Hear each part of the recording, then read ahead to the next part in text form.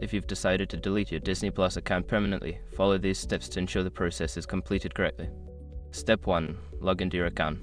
Visit the Disney Plus website or open the app and log in using your credentials. Make sure you're using the account you wish to delete. Step 2. Access account settings. Once logged in, navigate to your account settings. This can typically be found by clicking on your profile icon in the top right corner of the screen. Step 3. Select subscription details. In the account settings menu, look for an option related to your subscription or billing details. Click on this to access your subscription information. Step 4. Cancel your subscription. Before you can delete your account, you must cancel your subscription. Follow the prompts to cancel, ensuring that you confirm the cancellation when prompted. Step 5. Delete your account. After canceling your subscription, look for an option to delete your account. Follow the instructions provided to permanently delete your account.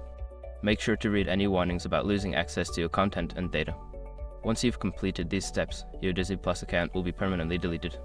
If you have any further questions or need assistance, consider reaching out to Disney Plus customer support.